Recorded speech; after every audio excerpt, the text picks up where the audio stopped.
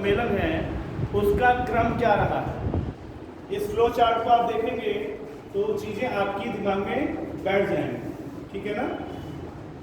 Flow chart में आप देख रहे हैं कि वर्ष 1972 में जो सम्मेलन हुआ था, कौन सा सम्मेलन था? स्टॉकहोम मानव पर्यावरण सम्मेलन, दिख रहा है, ठीक है।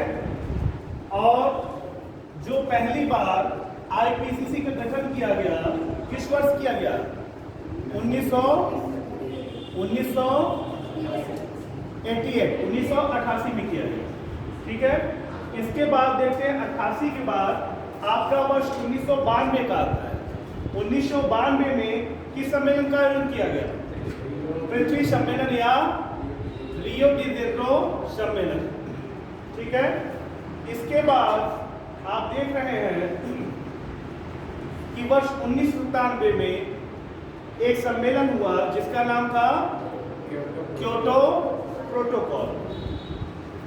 1997 के बाद वर्ष 2001 में जो सम्मेलन होता है उसका नाम है मराकेश सम्मेलन। उसके बाद 2001 के बाद इंपॉर्टेंट आता है आपका जो क्योटो प्रोटोकॉल 1997 में अंगीकृत हुआ था, मतलब अपनाया गया था, वो प्रभाव में इंप्लीमेंट जो हुआ 2005 में होता है। 2005 बीतता है, फिर 2007 में आपका बाली समझौता अस्तित्व में आता है, जिसमें बाली एक्शन प्लान लिया जाता है।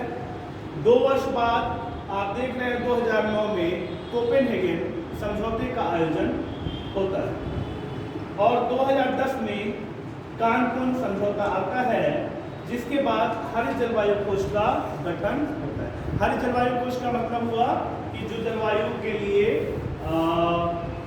फंड, पैसा, मतलब कि जलवायु क्या रहे, स्वच्छ रहे, उसके लिए कार्य होता है।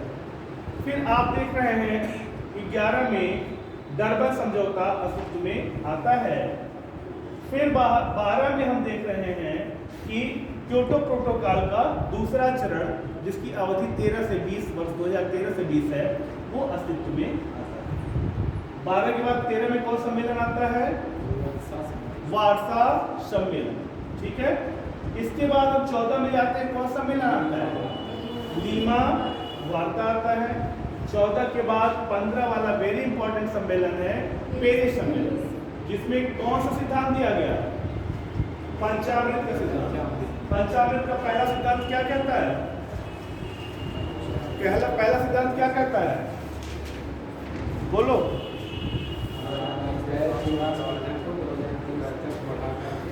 गैर जीवाश्म ईंधन को 2030 तक बढ़ा के कितना करना? 500 गीगावाट करना। दूसरा क्या है पंचामृत में?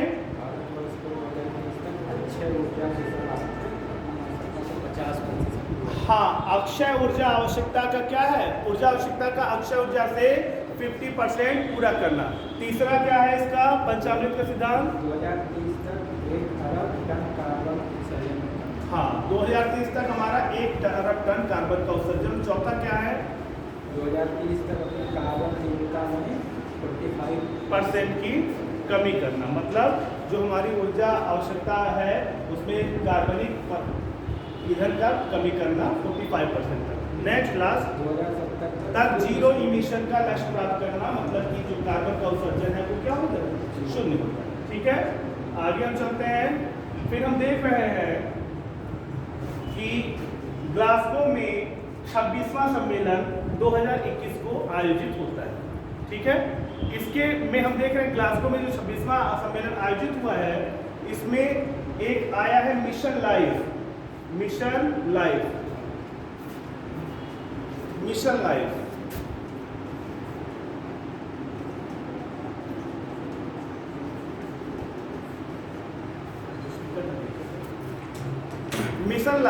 मिशन लाइफ क्या है? Life style for environment. Life style for environment क्या कहता है कि जो हम जीवन जीते हैं वो क्या हो? पर्यावरण के अनुकूल हो। पर्यावरण के अनुकूल हो मतलब क्या हो? कि हमारी जीवन शैली पर्यावरण के विपरीत न हो। इसका मतलब आप देख रहे हैं जैसे कि आपके पीएम ने कहा कि एक दो उदाहरण दिया था, उन्होंने एक बन्नी भैंस का उदाहरण दिया था कि जो गुजरात का कच्छ एरिया है वो लवड़ी है, सेलाइन एरिया है, वहाँ पे जो धूप होती है अभी तो 40 डिग्री पहुँची, 42 डिग्री पहुँची है, वहाँ पे तापमान 50 से 52 डिग्री पहुँचता है, 45-50 आराम से रहता है। तो इतनी धूप में एक तो भैंस गोरी कलर की होती ही है, नहीं होती, काली होती है, तो उसमें अवशोषित करेगी कि एल्बिडो करेगी? अवशोषित करेगी। जब अवशोषित करेगी तो और गर्मी होगी। अब वैसे भी उसकी श्वेत ग्रंथियाँ होती हैं, नहीं होती, नहीं होती, पसीने ग्रंथि होती है क्या? नहीं, तभी तो पानी बैठती है। तो वो कैसे बियर कर पाएगी? एक तो उसको श्वेत ग्रंथियाँ नहीं है, दूसरे वो इतना धूप में काले कलर की है, तो उसको बहुत गर्म होगा, सर्वाइव नहीं कर पाएगी। तो वो क्या की, रात में चढ़ाई करने निकलना शुरू की और भोर होते होते 4-5 बजे तक अपने घर पे आ जाती थी। और 50 सालों के इतिहास में शायद कभी हुआ हो कि कोई एक भैंस अपना घर भूली, शायद। तो उन्होंने ही कहा था, ये मिशन लाइफ का सबसे अच्छा उदाहरण है जो इस तरह के सम्मेलन में दिया गया था। उन्होंने कहा था हमारी जीवन शैली जो होनी चाहिए पर्यावरण के अनुकूल होनी चाहिए, ऐसी होनी चाहिए कि हम जैसा पर्यावरण है उसी के हिसाब से अपने जीवन शैली को ढाल लें, तो हमें बहुत दिक्कत नहीं आएगी और संसाधनों पे दबाव नहीं पड़ेगा, रिसोर्स पे क्या है, प्रेशर नहीं पड़ेगा। समझ रहे हैं? इसलिए मिशन लाइफ से क्वेश्चन आता है। अभी आप देख रहे हैं इसका दूसरा उदाहरण अगर आप देखेंगे तो नीलगिरी तहर का है। नीलगिरी तहर जो कि क्या है, एक बकरी कह सकते हैं या भेड़ की प्रजाति है। ये तमिलनाडु का जो है राजकीय पशु है। और ये क्या करता है, आप देख रहे हैं इंडिया में इस तरह भारत है और ये पश्चिमी घाट पर्वत है। पश्चिमी घाट पर्वत एक क्या है, ब्लॉक माउंटेन है और इसमें इसका ये भाग तुर्की समुद्र के अरब सागर के अंदर गिरा है, जिससे ये खड़ा प्रतीत होता है। कोई पर्वत नहीं है, एक भ्रंश के कारण एक कगार है, लेकिन ये पर्वत के रूप में दिखता है, इसलिए हम पर्वत बोलते हैं। तो ये गुरुत्वाकर्षण के नियम के विपरीत, जैसे दीवार पे आपको चढ़ना हो, खड़ी दीवार पर चढ़ पाएंगे, लेकिन यहाँ की जो बकरियाँ होती हैं अपनी जीविका के लिए कुछ विशेष प्रकार के जैसे खाद्य पदार्थ के लिए, जल के लिए ये सीधी चढ़ाई करती हैं और गुरुत्वाकर्षण के नियम के विपरीत चढ़ाई करती हैं, लेकिन पर्यावरण से ढली हुई हैं, पर्यावरण के अनुकूल है, छोड़ के जा नहीं रही हैं। उसी पश्चिमी घाट पर चढ़ाई करके पानी पी के फिर चली जाएंगी, फिर चढ़ाई करने जाएंगी, अपने मेमने के साथ फिर चले जाएंगी। तो ये मिशन लाइफ का ही उदाहरण कहा गया है। ठीक है, नीलगिरी तहर हो या बन्नी भैंस हो, ये कहा गया है। तो इस प्रकार से बेटा हमारा टॉपिक जलवायु परिवर्तन का से संबंधित सम्मेलन का यहीं पे खत्म होता है और हम आपको इसीलिए इसका डायग्राम दिखा दिए हैं। उसके पहले हम समझा के आपको लिखा दिए थे, लेकिन एक जगह डायग्राम आप देखेंगे तो आपके दिमाग में मेंटल मैप बनेगा कि किस प्रकार से हम टॉपिक को कवर करें, कैसे उसको दिमाग में रखें। नहीं तो वो सब चीज़ें क्या है, वैसी की वैसी रह जाएंगी, दिमाग में नहीं बैठेंगी। तो इस फ्लो चार्ट को फिर से एक बार देखो, एक बार फिर से देखो और उसको क्या है कवर करने की कोशिश करो कि किसके बाद कौन सा क्रम आ रहा है। हम दिखा रहे हैं, आप फिर से बोलिएगा और सब लोग बोलिएगा, जिससे चीज़ें दिमाग में बैठ जाए। दो चीज़ बोलिएगा, जलवायु परिवर्तन से संबंधित सम्मेलन के बारे में और SDG, ये दोनों दिमाग बैठ जाएगा तो जानिए बड़ी उपलब्धि है। क्वेश्चन इससे आते हैं। वर्ष 1972 का सम्मेलन, दो ही लोग बोल पाए, बाकी लोग नहीं दिखा। अच्छा, अब दिखेगा।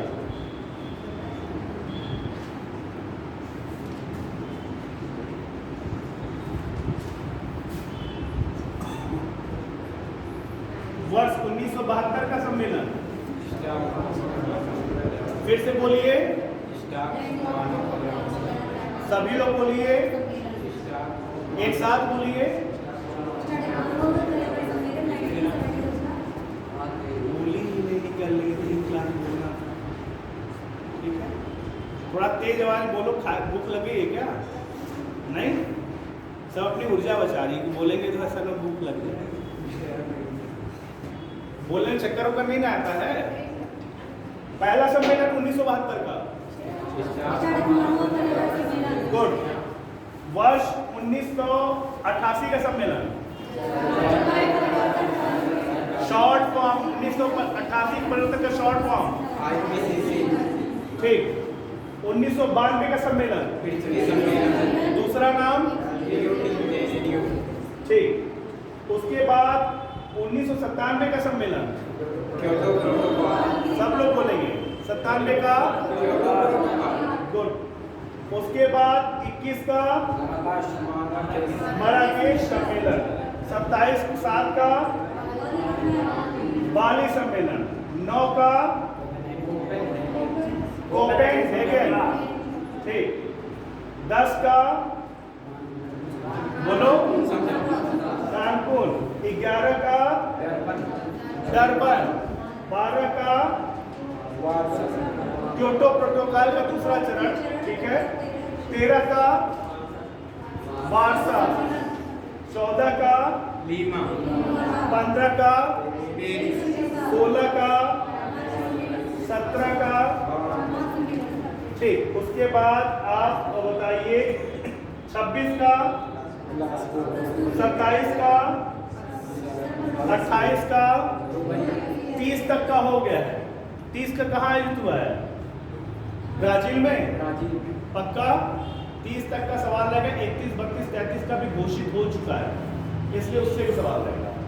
अब थोड़ा सा फास्ट बोलना, जिसके बाद हम इसको ड्रॉप कर देंगे और हम मान चलेंगे ये तैयार हो गया।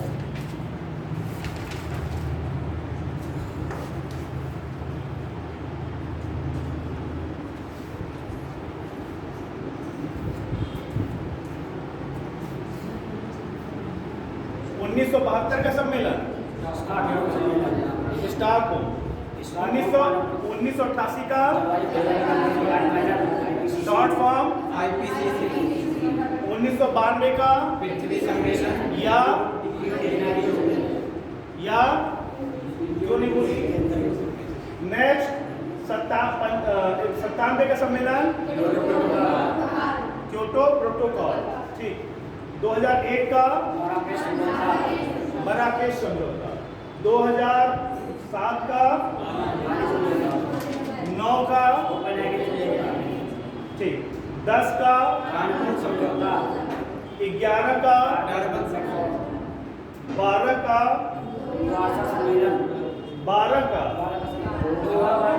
ठीक। 13 का। ठीक। 16 का। उसके पहले बेटा छूट गया पेरिस समझौता। ठीक है, इसको ध्यान में रखना। बान सम्मेलन कब है? 17 2021 का ग्लासगो सम्मेलन।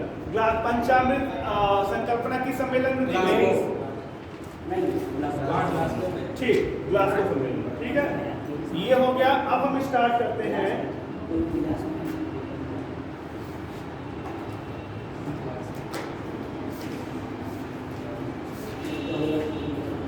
कुछ प्रमुख संगठन।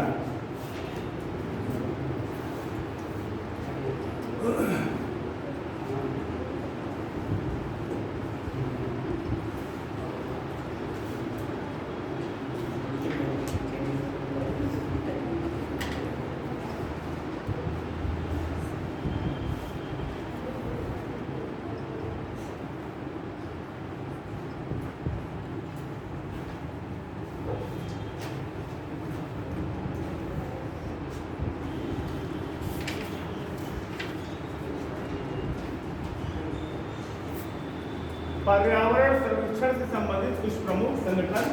इसमें हम लोग 8-10 संगठन को देखेंगे जिनसे क्वेश्चन बनते हैं, उसको हम लोग सॉल्व करने की कोशिश करेंगे, समझने की कोशिश करेंगे।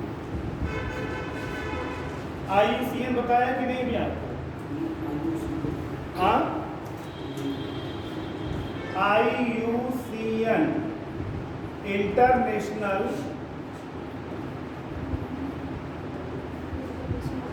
यूनियन ऑफ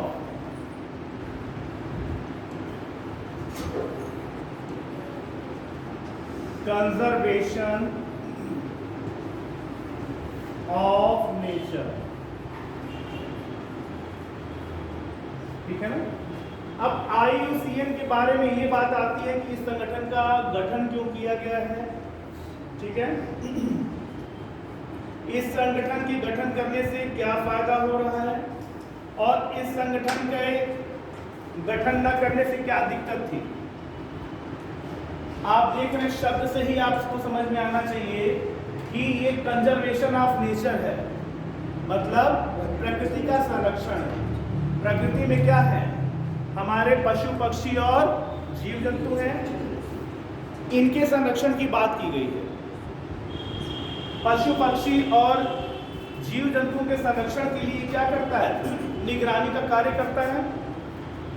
अगर इसको लगता है कि किसी जीव जंतु को या फिर किसी पशु पक्षी को संकट है तो वो कुछ नहीं करता, बस एक काम करता है कि रेड लिस्ट जारी कर देता है, मतलब लाल सूची जारी कर देता है। लाल सूची से तात्पर्य है वो ऐसी सूची होती है जिसमें ऐसे जीव जंतुओं को शामिल किया जाता है जिनके अस्तित्व को किसी न किसी रूप में खतरा होता है या उनकी स्थिति ठीक भी होती है तो एक कैटेगरी में डाल दी जाती है।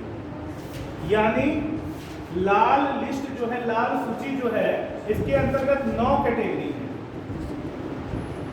उदाहरण स्वरूप आपको बताएं कि जैसे एक कैटेगरी है विलुप्त, जो प्रजाति अपने आवास स्थल में 50 वर्षों से नहीं देखी जा रही है, उनको विलुप्त घोषित कर दिया गया। ठीक, तो अगर कोई जीव, कोई पशु पक्षी जंतु अगर नहीं देखा गया तो कह दिया जाएगा कि ये विलुप्त है।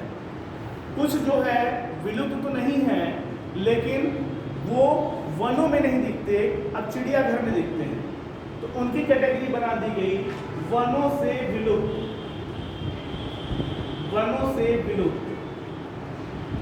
तीसरी कैटेगरी है, इसकी लाल सूची की तीसरी जो श्रेणी है, गंभीर रूप से संकटग्रस्त, जैसे बोलते हैं क्रिटिकली इंडेंजर्ड, क्रिटिकली इंडेंजर्ड मतलब गंभीर संकटग्रस्त। जैसे जिस जीव जंतु के अस्तित्व को बहुत ज्यादा खतरा है, इसमें रख देंगे तो सरकार प्रयास करती है, संगठन प्रयास करता है कि उनके अस्तित्व को क्या हो, खतरा थोड़ा कम हो। चौथा आपका आ जाता है इंडेंजर्ड, हिंदी में बोलते हैं संकटग्रस्त।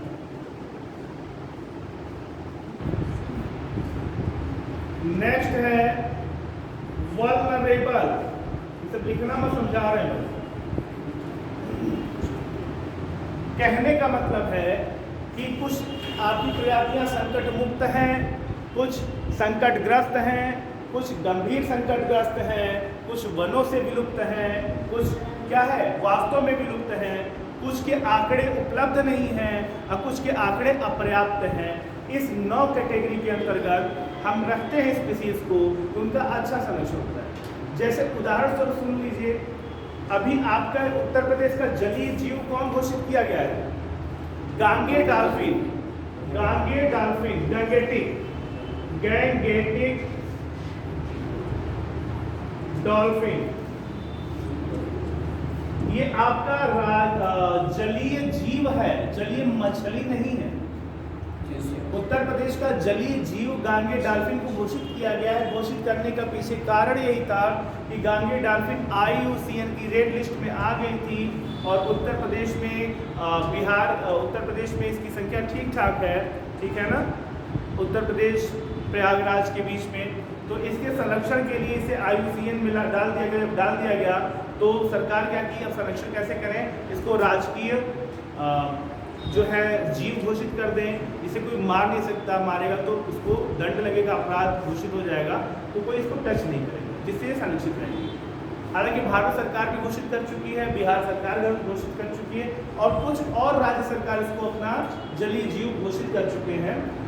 इसी प्रकार भारत के अगर उत्तर प्रदेश की हम कहें जलीय मछली, एक्वेटिक फिश कौन सी है, चीतला, चीतला एक्वेटिक फिश है यूपी की। आप एक्वेटिक एनिमल, ये एक्वेटिक फिश है, जलीय जीव, जलीय मछली, एक्वेटिक फिश। ये जो गांगेट डॉल्फिन है एक्वेटिक एनिमल।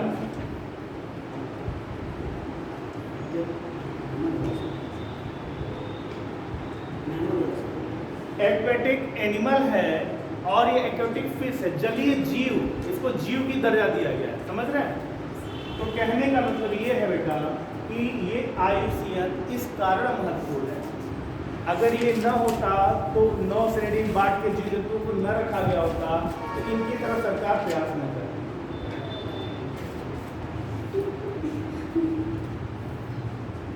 उत्तर प्रदेश का जलीय जीव कौन है? हाँ, नहीं जानते? कहाँ ध्यान था?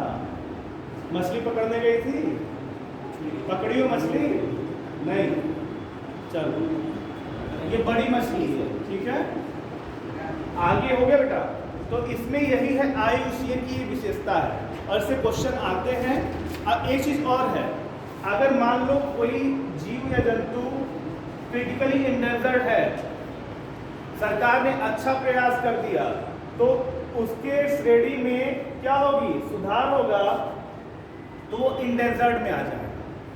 अगर उधर ध्यान नहीं दिया गया तो इंडेंजर्ड से वो किसमें कन्वर्ट हो जाएगा? क्रिटिकली इंडेंजर्ड में कन्वर्ट हो जाएगा। समझ रहे हैं?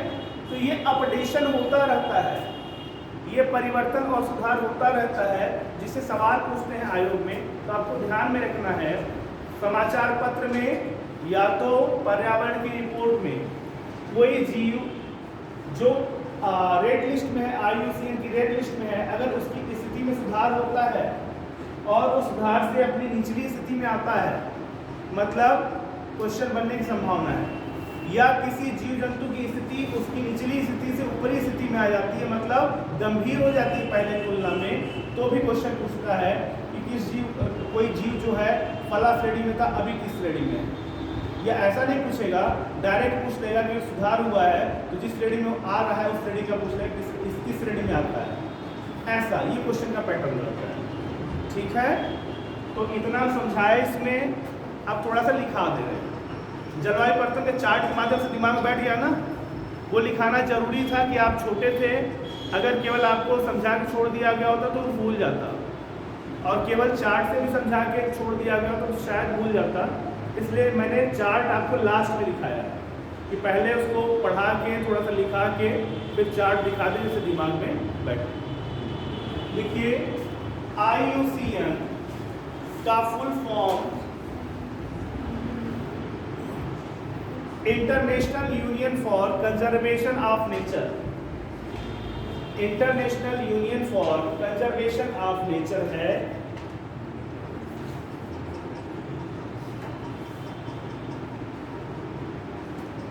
जिसकी स्थापना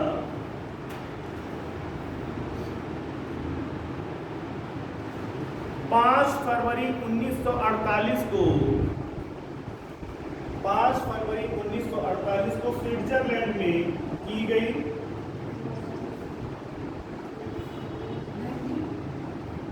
के लिए है, जिसकी स्थापना 5 फरवरी 1948 को स्विट्जरलैंड में की गई।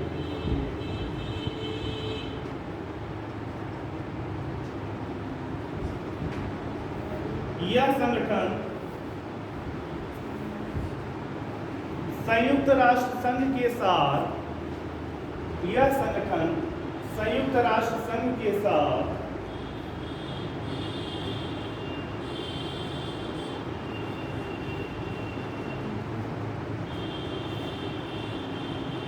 साथ ही वन्य जीव कोष के, साथ ही वन्य जीव कोष के साथ समन्वय स्थापित कर के साथ वन्य जीव के साथ समन्वय स्थापित कर तकनीकी को बढ़ावा देता है।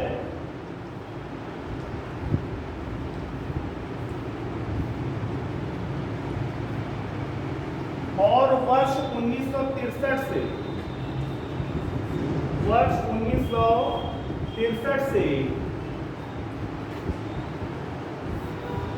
लाल सूची जारी करता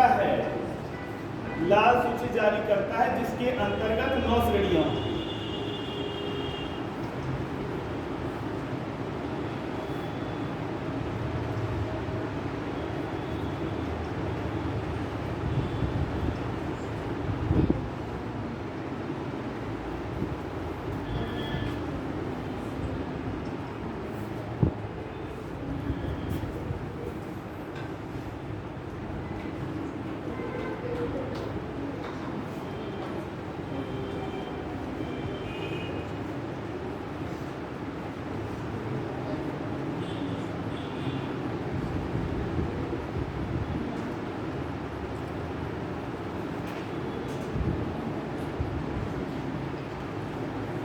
नेक्स्ट संगठन है बेटा विश्व मौसम विज्ञान संगठन WMO। अब ये संगठन आप समझिए क्या कार्य करता है। ये संगठन मौसम से संबंधित जो है गतिविधियों पे नजर रखता है, ठीक है, और मौसम से संबंधित जो भी गतिविधियां हो रही हैं उसके बारे में क्या कर रहा है, जानकारी दे रहा है, जिसमें ये वायुमंडलीय दशा और उसके व्यवहार का अध्ययन करता है। वायुमंडलीय दशा और व्यवहार कैसे मौसम को प्रभावित करती हैं, कोई बताएगा? चलो पहले ये बता दो जरा, मौसम और जलवायु में अंतर क्या है? मौसम और जलवायु। मौसम बदलता रहता है, जलवायु सालों तक एक ही जैसा रहता है। मौसम बदलता रहता है, जलवायु सालों तक एक ही रहता है। क्यों डिलीट हो रहा है बाबा?